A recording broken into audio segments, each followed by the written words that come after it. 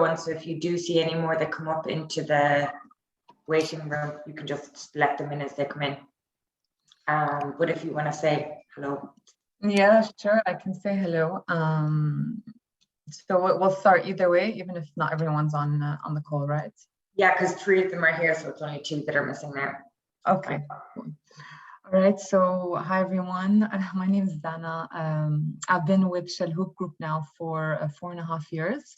I'm part of their sustainability department, so driving the group's sustainability strategy for across all our operations, so in the GCC and Jordan and Egypt. Mainly, I'm looking at the strategy behind sustainability and how we can embed it into our business model. So this really involves bringing people on board from different departments, from different business units.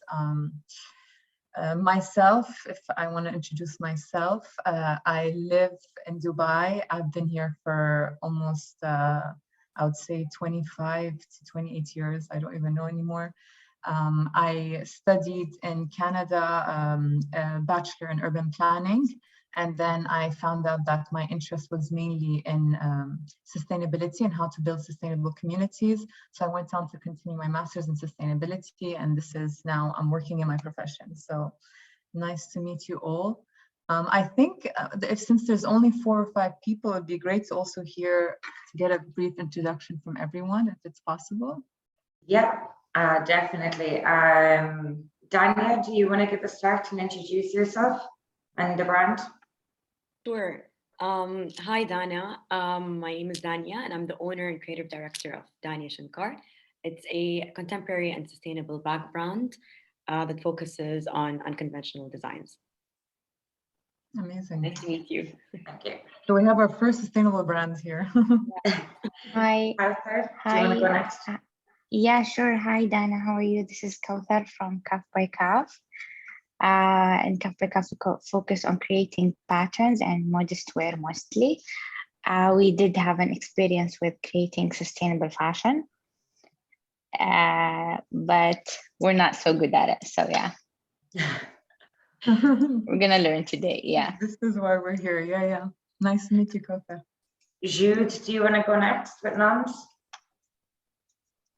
Hi, good morning. So I'm Jude Fatani. I'm the creator and designer behind Noms Life. It's a story-centric lifestyle brand that was built around a secret society of characters. And yeah, pretty much. That sounds really interesting. Cool. And then lastly, we have another journal. Mo, do you want to go for Proud? Yeah, sure. I'm Muhammad Basiri from Proud Angeles. We're a streetwear, ready-to-wear brand from Saudi. We focus on art and individualism and enabling people to be who they are. Okay. Hey, Muhammad. How are you? Congratulations on your store. I visited it, so it was amazing. Thank you. It's an awesome experience. Great. So, Dana, I'll hand over the floor to you. Guys, if you have questions along the way, I'm pretty sure Dana's more than happy to take. And if there's anything that we don't answer today, we'll make sure to help and get the answers for you within the group. But Dana, I will let you take away the floor. Okay, great. Thank you everyone for introducing yourselves. I think all of you, whether it's on purpose or not, you kind of touched on some topics of sustainability within how you described your brand. So it's interesting. We're going to go into it. So I'm going to try and not let this be a lecture-based approach. And so I will probably want to ask questions, have discussions throughout the presentation. So I encourage you to give your opinions, ideas, so that we can make this as engaging as possible. And if there's any specific questions you'd like to keep to the end, obviously we can do that. And And then if there's any certain concepts you find might sound a bit difficult or it's not very understandable, then we can discuss it later, and we can definitely, us and the Greenhouse team, share resources with you to really understand different sustainability concepts. So first of all, is everything visible to you all? You can see my screen? Yeah. Yes. Okay. Okay, perfect. The first question we're going to start with, and we should always start with, is what is sustainability? What does sustainability mean to you guys on the call? Maybe you can share your input. I think recycle, good quality, long live.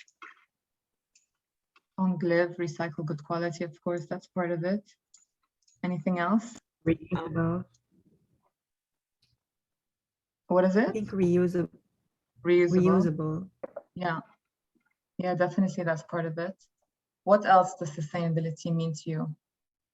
For me, it's having as little impact on the environment as possible. As little impact on the environment? As possible, yeah. As possible, okay. And then I think somebody else. expensive. Expensive, oh nice, I like that. Slow fashion is also sustainable. Social Expensive fashion, Dania. slow fashion, expensive fashion. But sustainability is expensive. It's expensive to be sustainable for sure. Another thing is corporate social responsibility, like fair wages, good working conditions. Yeah. I think Amazing. that goes more also into like being ethically made. Ethics, yeah, definitely. Yeah, honestly, you guys touched on really a lot of the concepts of sustainability. So if we're going to kind of zoom out and understand sustainability from a global perspective, the generally used definition for sustainability, according to the UN, is being able for current present generations to meet their needs with the current resources that they have without compromising future generations from meeting their own needs. And this is generally the global definition of sustainability. And when we talk about sustainability, really, we're talking about three main areas of priority, which is protecting the environment, as many of you mentioned in some of the topics you brought up. Another one, which is not generally spoken about under sustainability as a strategy, but is developing our economy for the livelihoods of societies, because we cannot survive or live if we don't have a thriving economy and jobs and money and income. We cannot survive. So for the sustainability of the world, for the sustainability of societies, economic development is a very important topic. And also, some of you mentioned the respect of human rights and labor rights. So the respect and protection of our people, of our communities, to take care of our people, to make sure that everybody's treated equally, everybody's treated with ethically and fairly. So generally, when you talk about sustainability, whether it's on a global definition or on an organizational definition, a business, you're talking about these three main areas: is protection of our environment, developing our economy, and respect of human and labor rights. So social, environmental, and economical. So for us to be able to achieve sustainability, we need to prioritize three of these concepts equally. And this is what sustainability essentially means. So let's just, delve deeper into impact of fashion, since now this topic, or all of you now, you're looking at developing your fashion brands. I'm sure you're aware that fashion is in the top 10 most polluting industries in the world, generally because of the different processes that exist within the fashion industry. Dyes, the fibers, the chemicals used, absolutely everything, the amount of water that is wasted, sometimes the plastics that are used. So it actually accounts for 10% of the world's global greenhouse gas emissions. 85% of all textiles go to the dump each year, so end up in waste. And around 21 million people in the world are victims of forced labor within the clothing and textile industry. So we can obviously see that there is an issue when it comes to sustainability topic in the fashion industry. So if we're going to go even deeper to really understand what is the environmental impact of the fashion industry. So like we said, there are different processes in the fashion industry, looking at the water consumption. So if I'm going to name a few of these here, 1.5 trillion liters of water are used by the fashion industry each year. 200 tons of fresh water are needed to dye 1 ton of fabric. 20% of industrial water pollution comes from textiles, treatment, and dyeing. So, you know, you guys, I will share this document with you later, and then you can go more into detail. But these are just generally for you to understand the different impacts when it comes to water usage, the usage of dyes and chemicals, the different fibers that are used if they're not sustainable as an actual fiber or a fabric or a material. 400% more carbon emissions are produced if we wear a garment 5 times instead of 50 times. So anyways, these are just a few points to think about when it comes to fashion. We mentioned as well that there's a social impact as well on because of the fashion industry. So I thought this video can be interesting to portray that. Hopefully the audio should be working. So.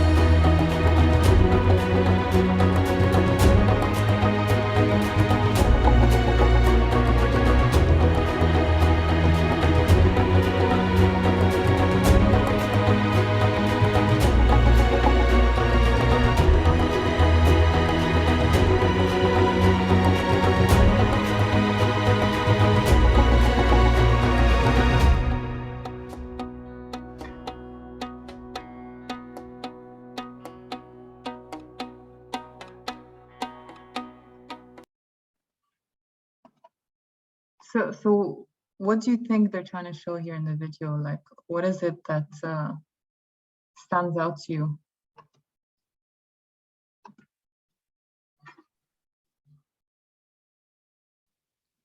Like they're trying to raise awareness behind like low fair wages. And Yeah. like bad working conditions and unfair, working conditions. Exactly. Yeah, it's raising awareness. Like the video ended with saying if people know, then they would probably make an informed decision about what they're buying. And I think this is what we're seeing a lot today in the younger generations, is because of the ease of access to information, because of the ease of access, the spread of knowledge across the world. People are becoming more and more aware about different topics. And so that's really impacting and influencing their purchasing decisions. I'll go more into detail on that later. So the current fashion industry right now is following a linear economic model. It's basically a take, make, and dispose, a take, make, and throw away model. You produce the fibers, extract your raw materials, produce the fibers, create or produce your clothing. The end user uses it, and then it's thrown in the dumps in the landfills. And this is the current linear system. And the issues with our current economic system now, using fashion industry as an example, is that it leaves economic opportunities untapped. So there's many opportunities that are untapped through this model. Puts pressure on our resources, obviously, our water, our natural resources as well. Pollutes and degrades the natural environment and its ecosystems, and it creates significant negative impact on the local, regional, and global scales. So this is the current model that's being used. So if we're going to talk about what sustainable fashion consists of, we're really looking at these main elements: supply chain traceability, efficient use of energy and chemicals, secure work environments, sustainable material mix, closed loop fashion system, and the promotion of better wage systems. So I'll go more into detail on each one. The first core component of sustainable fashion is traceability, being able to trace across your whole supply chain all the different suppliers that work for you to be able to end up with your final product, and when it goes obviously to the end user, the consumer, and where it goes after the end consumer has used it.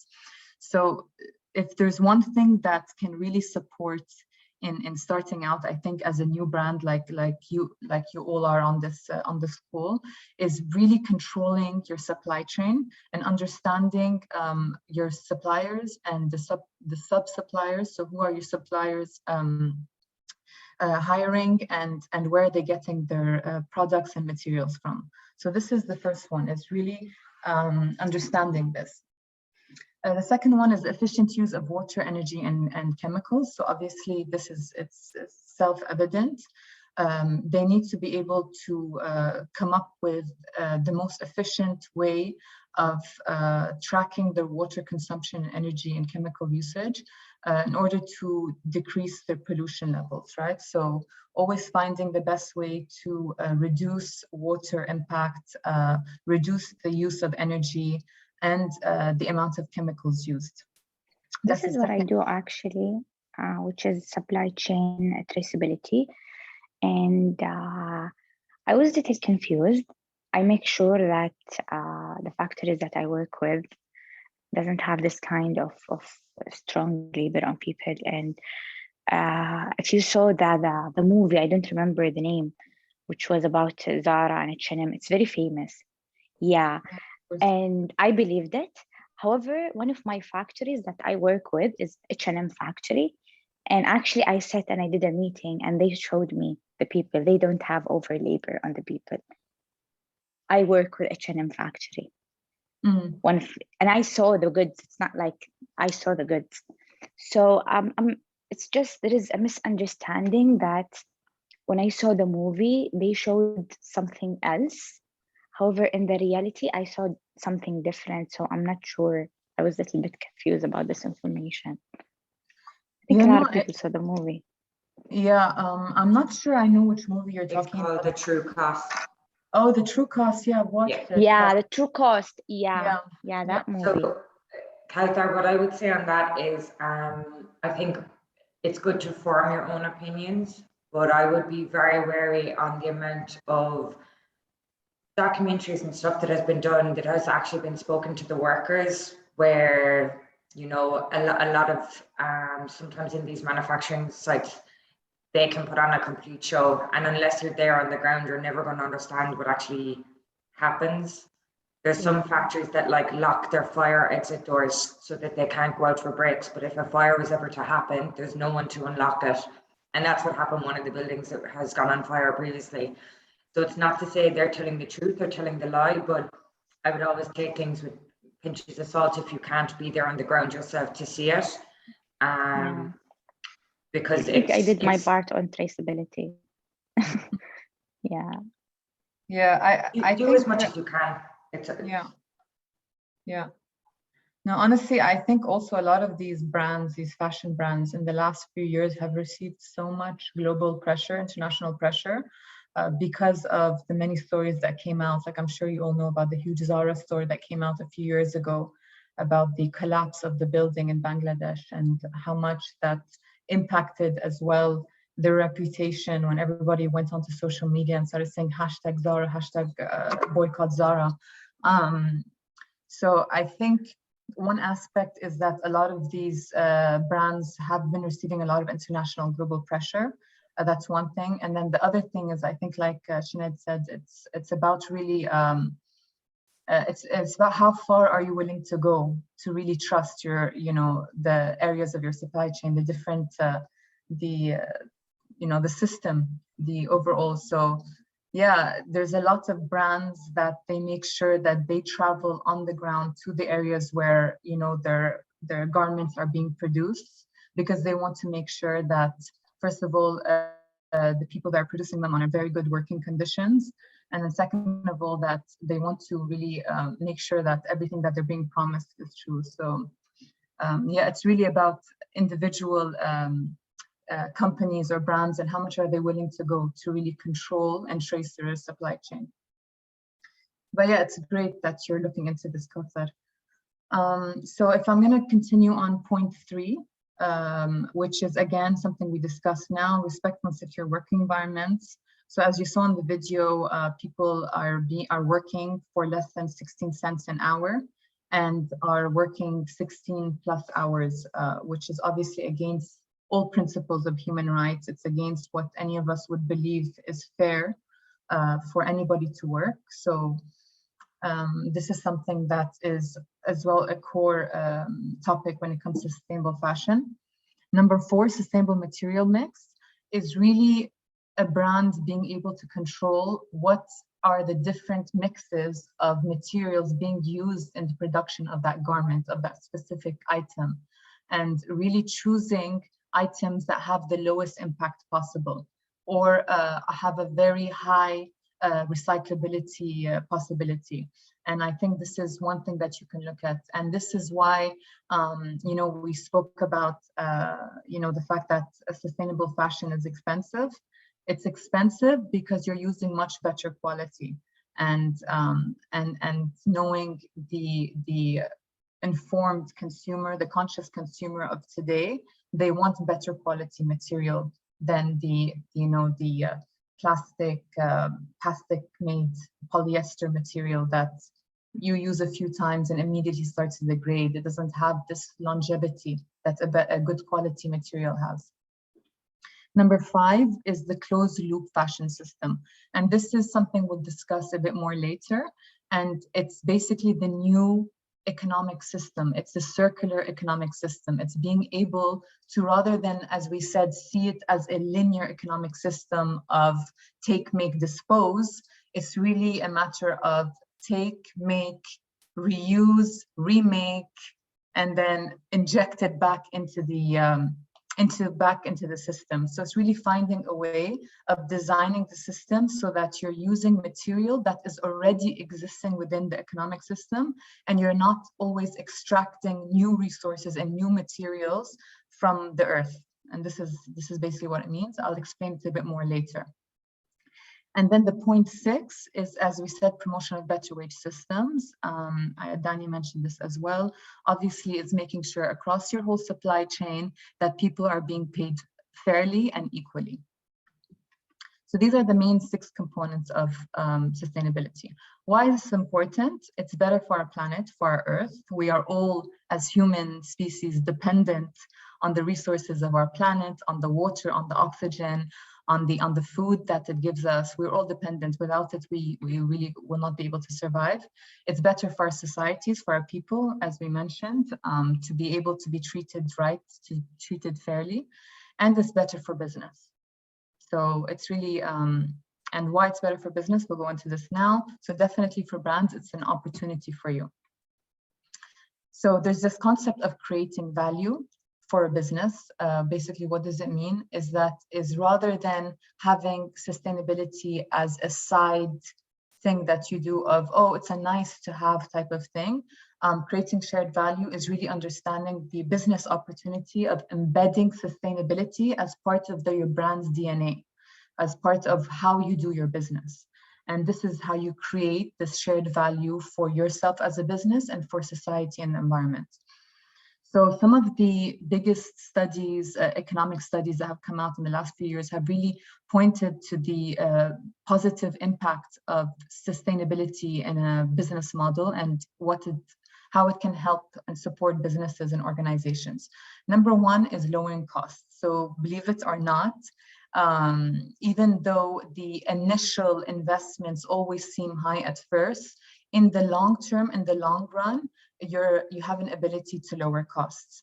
And now I'm going to speak to you from Chalhoub Group perspective. For example, this is not really related to fashion, but I'll speak to you from an operational perspective.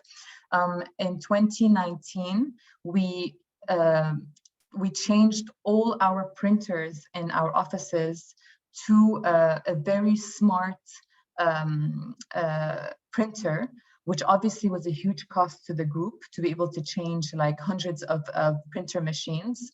But the printers we bought had a really smart high-tech options to, number one, employees will have to get up and go and put in a code for them to print, because previously what happens is employees would just send papers to the printer and then they would just leave it there and then they would forget about it, and then we'd have like hundreds and hundreds of stacks of paper that just line up in the printer and nobody picks it up.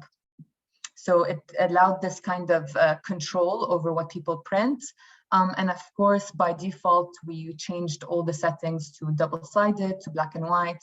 And what happened was in the last, since 2019 to date, we have decreased our paper consumption by 50% of our costs.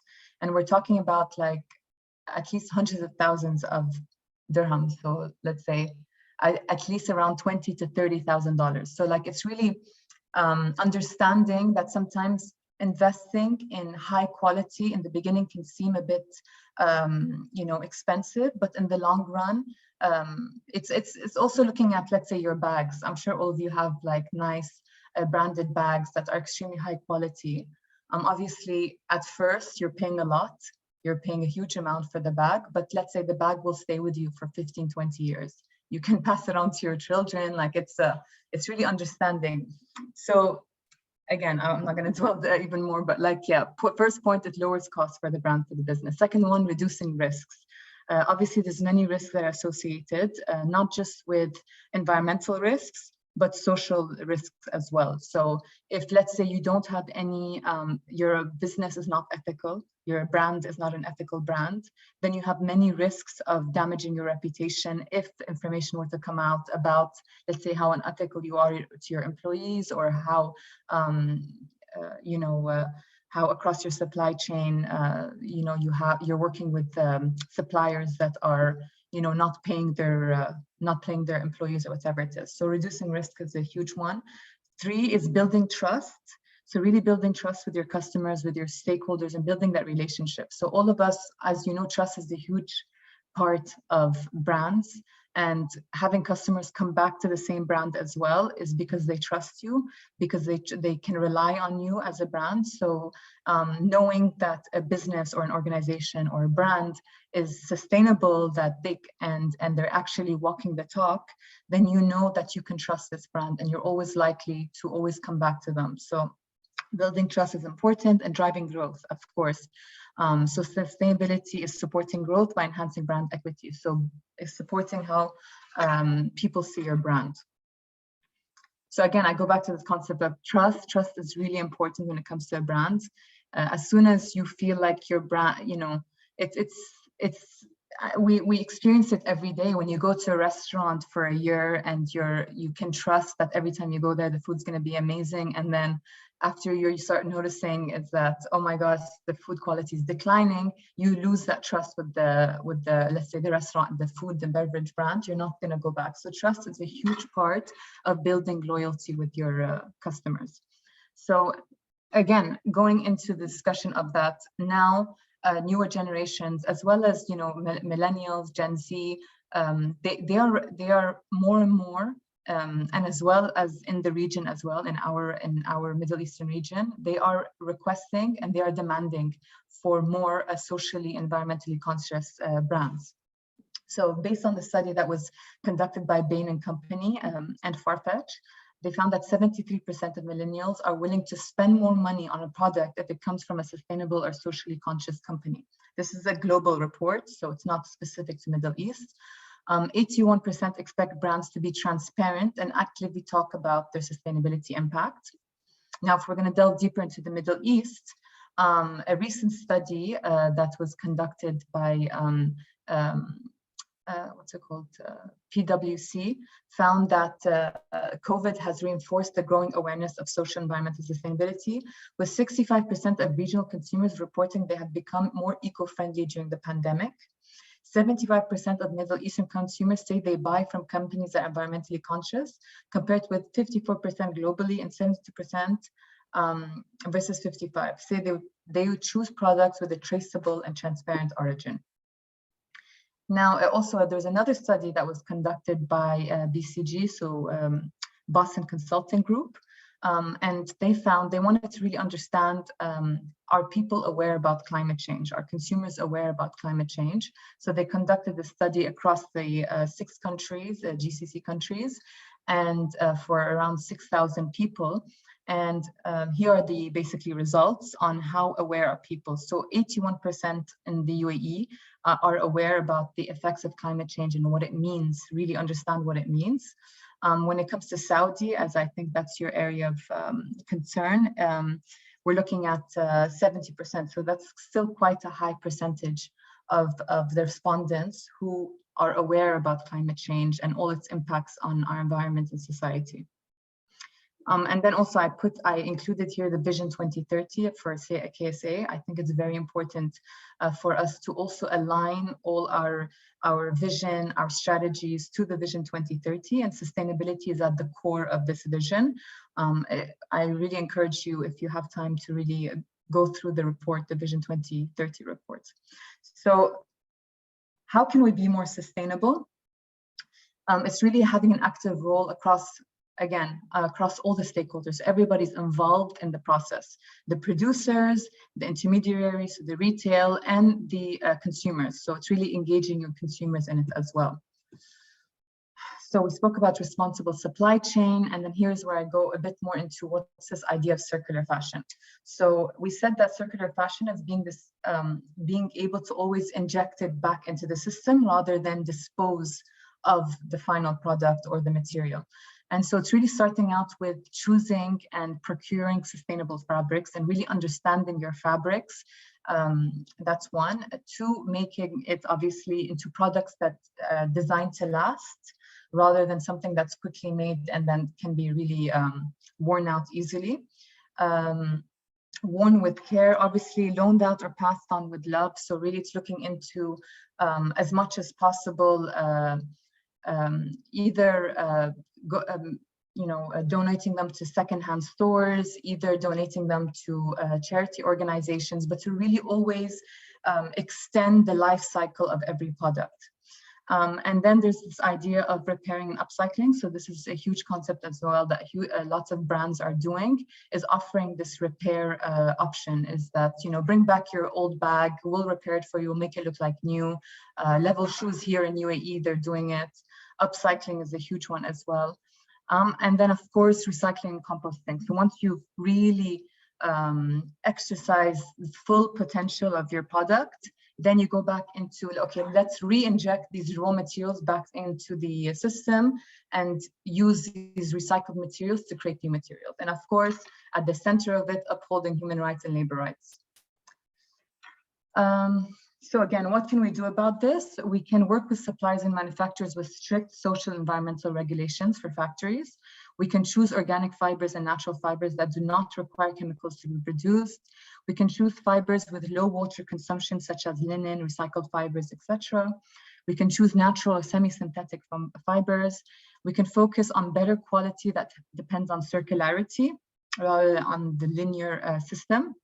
We can also look at certification labels, which are also a huge way for you to kind of adhere to these standards, is to control the chemical content. And there are certain global labels you can look at for your brands.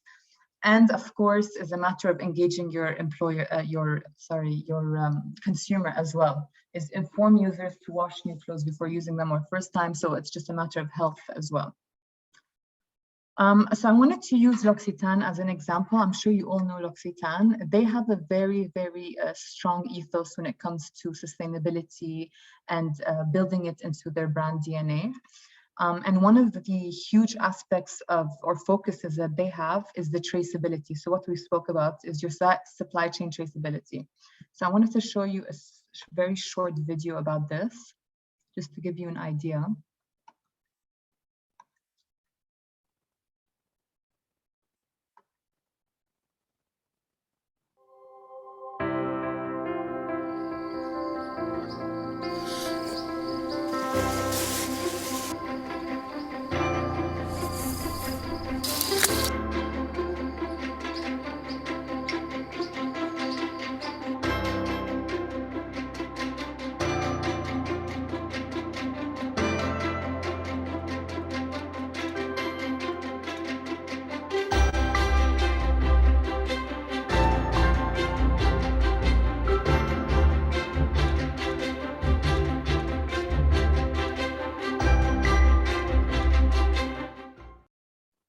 Okay, it's a very short video, but it's just to show that there's a much longer one here, which I'm not going to go into. But it's just to show you how from the extraction of your raw materials all the way to when it ends up in your retail stores, that there's to be able to be a sustainable brand, you have to really know first of all, how are the materials being extracted? What technologies are being used? How are the people treated how much are they being paid for the farmers that are extracting these materials, for example? And then really looking into, so how are my items being shipped from the place where the materials are being extracted to the manufacturers and the production companies? Are they going by boat? Are they going by plane? And then really to understand also your carbon emissions. So I think tracing your whole supply chain, and especially at early stages like this for your brands, or I think some of you are far further stages if you've already opened your shops, but like you can really look into understanding your supply chain as a whole. And this is what L'Occitane does. They make sure they inform and are transparent with their consumers about it. So they have 60 traceable supply chains, over 200 partners in France, and over 30 contracts. So really, they know exactly who they're dealing with, and this is how they've been able to embed it in their DNA. I'll share this with you later. Obviously, Stella McCartney is again a huge brand. I'm sure you're all aware of that. They also have sustainability and ethical consumption at the core of their business model, and it's really worked for them. It's given them this advantage to other brands because people can trust that Stella McCartney is really caring about this. And they also look into circular fashion, this opportunity to eliminate waste and pollution and to make sure that their materials are being reused. So have a look at these two brands to understand really what they're doing. Another aspect of sustainability is obviously social responsibility, so giving back. So these are some brands who have really, again, built it into their business model of buy a pair, give a pair. I'm sure you know that Tom's has this business approach that you buy a pair of shoes and then what you pay for your shoes, they allows them to give another pair of shoes to a low-income or poor community in another country. And so this is, and this obviously is something they built into their ethos. This is another example, the glasses company that does the same, buy a pair, give a pair. And these are just examples of how companies are really, responsible or accountable towards their communities.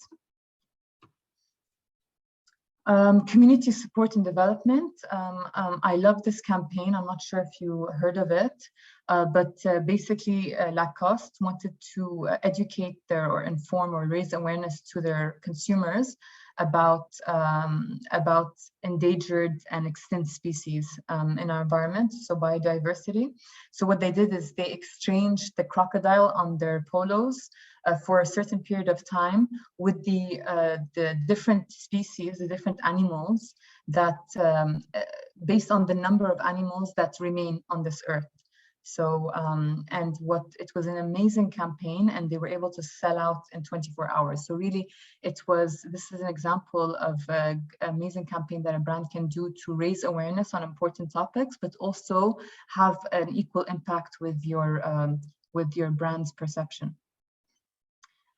Social and community development. This is another example. I'm not sure if you heard of Sarah's Bag, but what's interesting about how she does her business is that she supports women who have just come out of jail, incarcerated for different reasons, who've served their time, obviously, and they're gonna, to help them integrate them back into society, she gives them this job within her company and her brand, and that way she's able to help them out with their economic well-being. She's able to support them with making sure that they remain as productive humans in society. So a few points to think about when you're going to do community giving is, first of all, is making sure that anything you do, it must have a human connection, is being able to make sure that you are building a community giving initiative that the people can connect to. It also has to make sense to your geography. It has to make sense. So let's say if you're based in the Middle East, if you're based in KSA, there's no point of you helping people all the way in South America. There's a lot of need within our area as well. So it's really also focusing on people being able to connect that we're supporting the region. And then another one as well is this idea of any community giving activity you do for your brand, let's say, it has to make sense to your brand. It has to make sense to what your DNA is as a brand. It has to make sense. So for example, a jeans company, the production of jeans is one of the biggest water consumers as a fashion garment.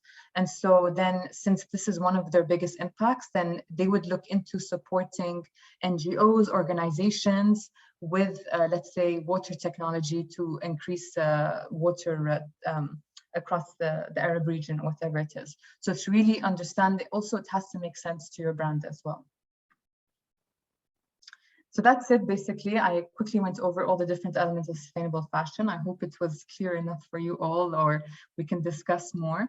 But essentially, it's about environmental, eco-friendly production, fair, social, and ethical, handcrafted, of course, because handcrafted is always encouraged because it supports local economy, creation of jobs to handcrafters. It creates artistry. It creates also the items that are created, the garments that are created through handcraft versus machinery have a much longer life and are much better quality. And of course, this plays into the good quality. So this is the main points.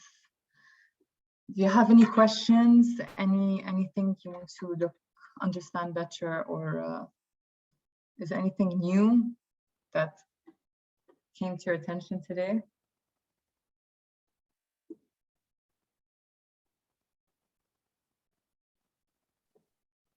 I think we have a quiet audience. Danya, Jude, Mo, have any of you got personal questions around any of the topic from today? I have a question actually. What do you, I feel like this is such a controversial, debatable topic when it comes to leather. Do you think that leather is sustainable? Is a sustainable material?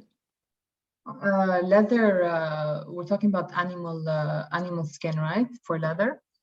Yes, like obviously from cowhide, not any exotic skins, obviously. Just because some people, it's a controversial topic because some people say leather is not sustainable and you should be using like vegan leather, or you should be using like vegetable tanned leather. And some people, and I've read like sustainability reports from the Italian tannery industry saying that no, leather is actually sustainable because it's natural, organic. Yeah, I think like you said, it's really depending on which side of the story do you sit on. But I think anything that impacts our species, because if you go into how leather is made, I think that by itself can tell you to the cruelty that it imposes on animals. And then No, I this mean is you can get leather that's a byproduct of the meat industry, um, just from the waste from the food industry. Um, yeah, what do you think? I guess how it's made, it's really understanding how it's made and being transparent about how it's made. So if you believe that there's a certain way that a leather can be made that is not sustainable, does not harm any animals or any different species, then it's really owning it and being transparent about it. But yeah, I honestly, I don't know the details about different materials and how sustainable it is.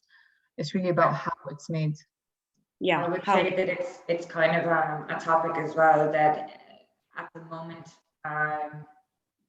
there is so much byproduct from the meat industry that it's actually more sustainable to use something that's already there. But as we see the transition of more plant-based options and more mushroom leather, pineapple, Yeah, all this yeah, stuff becoming available and having mass, I think there will be a certain point in transition where it'll actually be easier for you to adopt more vegan type material. But right now, the actual mass production or the mass consumption of meat means that there is a huge amount of waste please. byproduct. So I understand completely why it would be debatable, because, but if the animal is already killed from the meat Exactly. production, Yeah, then it's one way. But if we're trying to lean towards, I think you'll be having a conversation in 2 years' time where the majority, if not sooner, where all your products will be vegan leather, because I think the transition will be moving out of having any animal products in the fashion industry in general. yeah. So I think it's just a transition, but it's good that you're aware of it and raising questions on it and stuff, because the more Yeah, informed you because can I be, the get better your people, decisions. yeah, I get people asking like on Instagram on my DMs like, how is it sustainable if you're using leather? And then I have to go on and explain that we're just using the waste from the natural food industry, natural waste, like turning it into a raw material that's valuable. But I feel like people are super unaware of that. They see leather and they automatically think like that's not sustainable. Yeah, I think, Dania, honestly, it's just about being transparent about exactly how, if you advocate that this is actually not this is sustainable or it's not harming any species or whatever, then it's really, I think maybe it's worth you creating a campaign about it, talking about it, really educating people on it, and then feeding into, because when you describe it now, it feeds into this circularity idea, is rather than extracting from you or rather taking leather skin from existing like animals, you're really feeding into the circularity of this is already in the economic system and we're just leveraging and using the excess of their skin or whatever, and Yeah. it's not damaging you type of thing. So Yeah.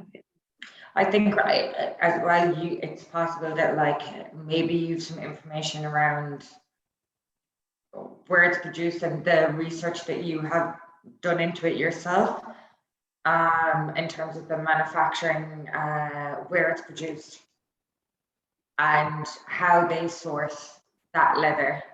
And when you have that known in your head, then when other people come and question and ask, you can know for 100% certain that it's much, it's the same answer with Kautar. It's how much do you want to be involved? How much do you want to know about it? Of course, it would be ideal to know end to end, but it's how much you care about this topic versus anything. But I think if especially because you're one of your biggest USPs is sustainability,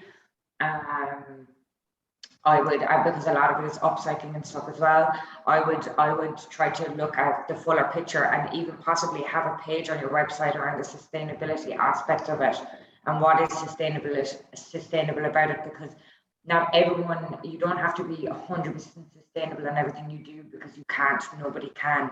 But being transparent on where you are sustainable and what research you've done and how you've gone about it. I think Donna made a great point, like customers these days want transparency. Yeah, no, we have a tab on my website where we explain our sustainability mission and how we incorporate each, how we implement it. But yeah, definitely, I was curious to know, because it's such a debatable topic, leather. So I was just curious to know. Yeah. Yeah, I think honestly, it's really important to know for all brands, all existing brands, all new brands that are going to come up, that there is no black or white answer to sustainability. Really, Yeah. it's a journey. It's a matter of, you know, I think as long as you're ethical and transparent about, you know, the actions you're taking, as long as you avoid greenwashing. So this idea of like, I'm gonna, you know, just market myself as a sustainable brand, but in reality, I don't really do anything, or whatever it is. So it's about really being true to yourself as a brand and being transparent of like, okay, listen, maybe 10% of this material is not recyclable, but we do recycle this amount, this X amount, and we are working on developing new ways to recycle the rest of the amount. So it's, and a lot of brands are doing that, because the truth is nobody has reached an absolute sustainable model. It's really, people are growing year by year. Their sustainability, you know, missions are increasing. They're changing. They're evolving, and it all depends on tech. Depends on innovation. It depends on like new ideas, science. So it's a journey. I say it's a journey. So yeah, Definitely. do we have 5 minutes to maybe do a small exercise? I have to check on my time, but I think I'm okay. It'll be down to the designers. Do you have time, guys, to stay? Because I know the call should be over now. Yeah. Yeah, I'm okay. Okay, so basically I just wanted to like a small exercise to get us thinking a bit. So I think Sinead also mentioned this right now, is that you can't do everything. You know, you cannot be looking at, you know, okay, these are the 6 components of sustainability. I'm going to be doing 1 to 6. The reality is that you're better off really focusing and prioritizing what means to you as a brand, what's important to you as a brand, and what can really have a larger positive impact. And so what I want to look at when if we look at this pie, let's say, and all the different pieces of this pie, these are different elements that we look into incorporating in our brands to be more sustainable. So on-demand and customer-made products. Obviously, this is how you control your supply chain. This is how you focus on quality, green and clean. So I think this is very obvious when it comes to reducing your water energy impact, reducing your pollution levels. High quality and timeless design. This is, you know, we mentioned it when it comes to handcrafted materials, when it comes to building, creating products that actually have a very long life. Fair and ethical.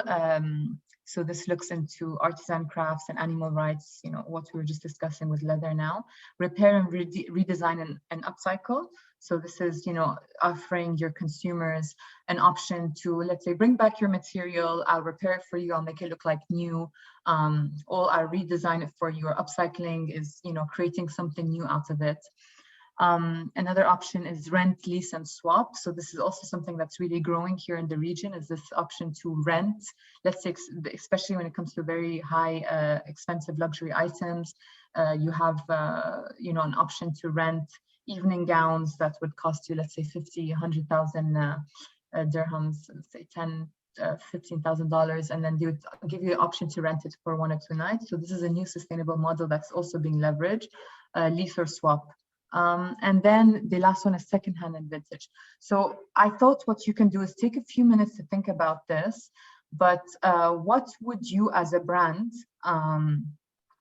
if you had to choose 3 of 3 slices that you think that you can incorporate or look at for your brand, or you would like to prioritize for your brand. So maybe you can take a few minutes, like 3-4 minutes to think about this, and then you can type your answer into the chat. And then maybe we can ask maybe 1 or 2 of you to tell us why they focus on these 3 slices. Does that make sense to everyone? Yeah. Okay.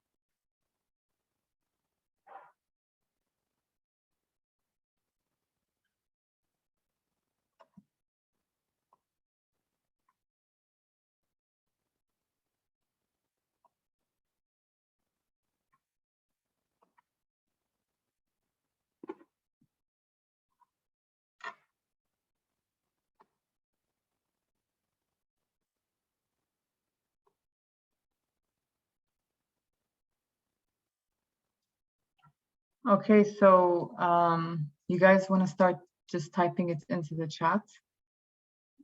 Jude, Muhammad, Dania, and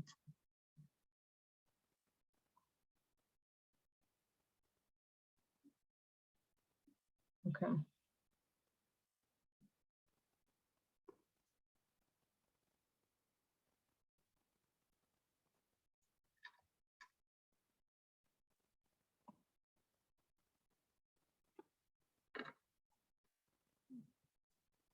Muhammad, Jude, do you have any input? I did send mine, but I put it in the fair and ethical. Yeah, sorry. And there's just Oh, Muhammad Raymond. I yeah. think Kauthar dropped off the call. Yeah, so she normally goes to work as well, so you normally we catch her in a taxi on the way to work. Okay, so we'll just wait for Muhammad's input. What was the green and clean again? Is it like recycling? Yeah, the recycling is part of it, but it's also like energy usage, water usage, what type of materials do you use? Like even looking like, let's say if you have a store, what hangers do you use? Are you using plastic hangers or are you using like wooden hangers, like things? So it's really a matter of reducing, let's say, paper consumption. So it's green and clean. So and it's across phases of all the life cycle, or when it comes to your brand, using really clean material, using raw materials that are organic, that are sustainable. So this is really what green and clean looks like. So Mo just messaged, he's actually driving. Okay. So maybe Yeah, we'll be safe. skip him for now. Be safe, Muhammad. Okay, fine. So Jude, maybe you can tell us why you chose those 2. I think those are where I'm at right now, because I'm doing mostly streetwear and like ready to wear. So a lot of the things to do, for example, like repair or redesign or upcycle, it's not really Doesn't work with your brand. Yeah, I think fair and ethical is something that I already implement, as well as I chose the type of printing that would last with washes, fabric that is pre-shrunk, so it doesn't shrink when you wash it longer. So those are the 2 main ones. I think there's something else that's not on the list, but I typed it in and then I erased it because What is it? I mean, for me, part of the sustainability aspect is the emotional connection that people have with the product. So as I mentioned, like the brand is built on characters and there's a brand story and there's a story behind each piece. So the emotional connection, I feel like, lasts longer.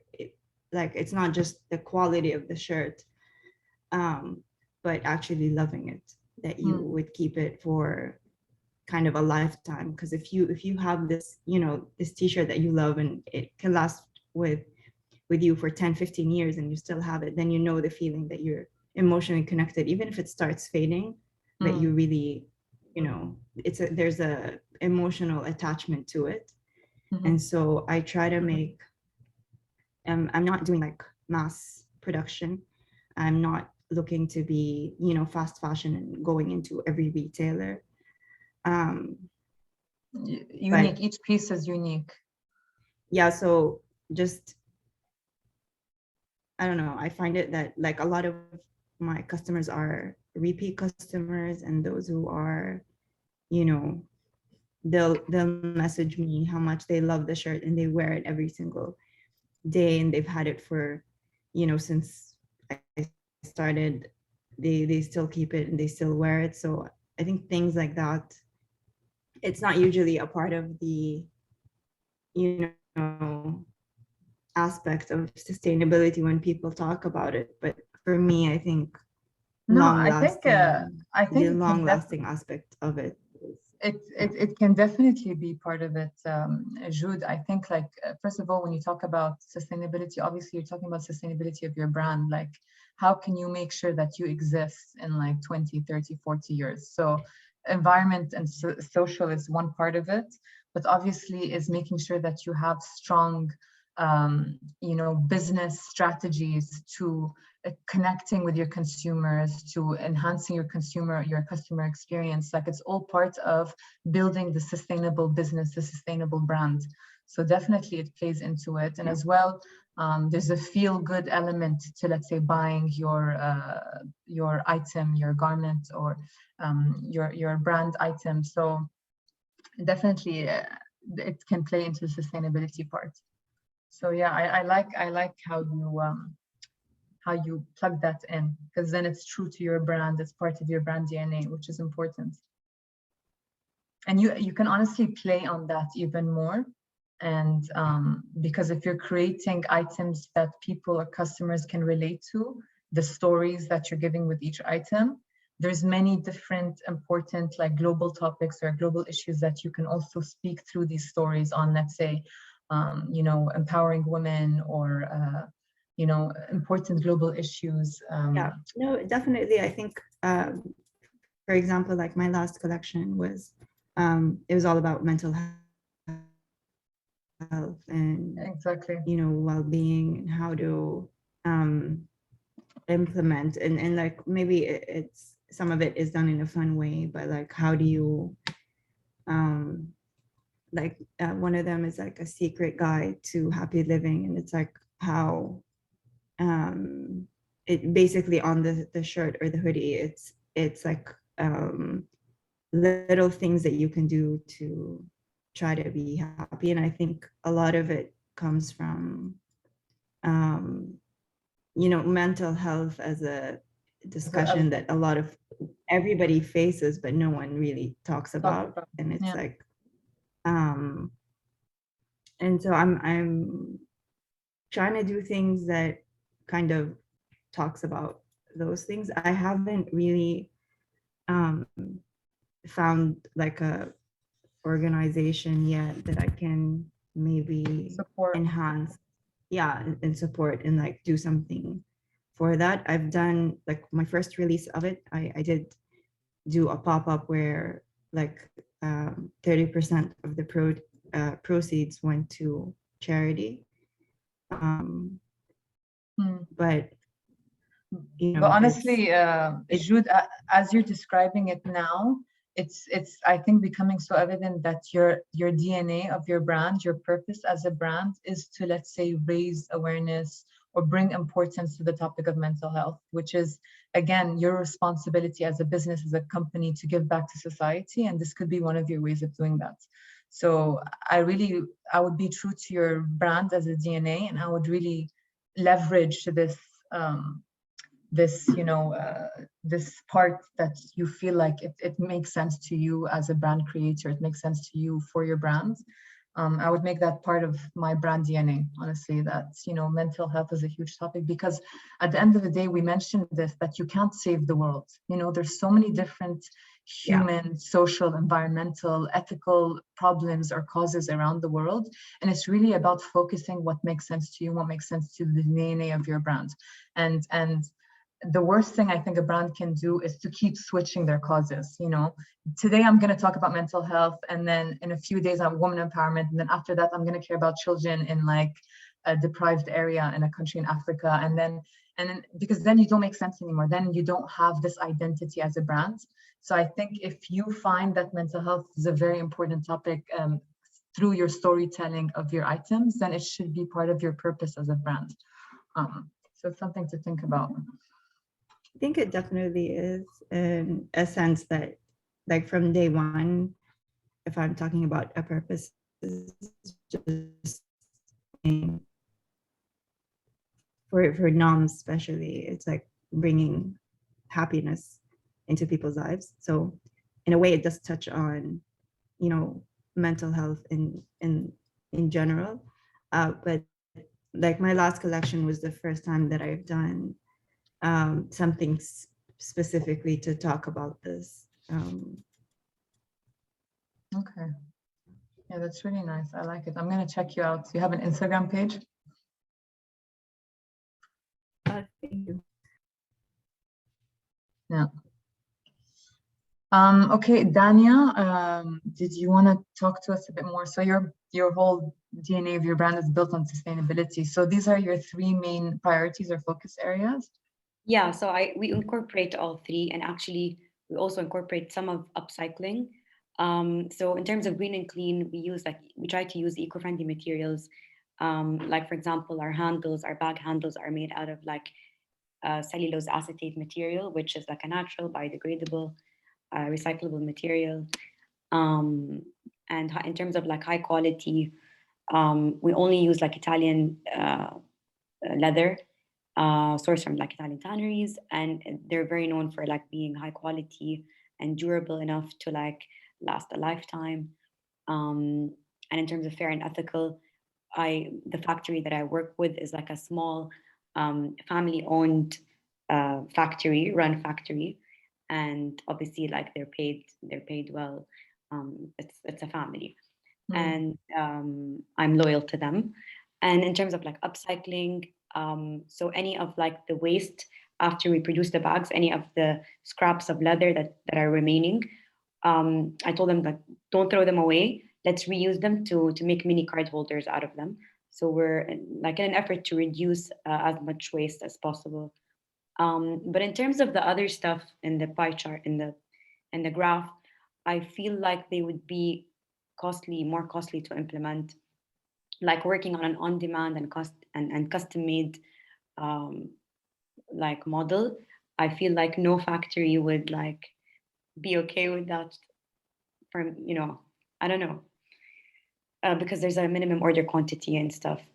I feel like maybe when you get to a point where we're big enough to have our own factory, then yeah, we can play around with it. But absolutely, yeah, I would love to do it on demand and custom made, because not only it's more sustainable, but it's also there's no inventory. Like you're not left with any inventory. Yeah, and it's exclusive. I find like you're really creating one item at a time. Yeah, but it's difficult with factories because they require a minimum order quantity. Yeah. Okay.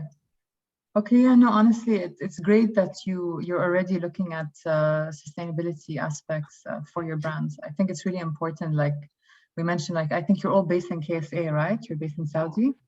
Yes. And do you supply to all the region or just to Saudi for now? I ship worldwide. So Oh, wow. Okay.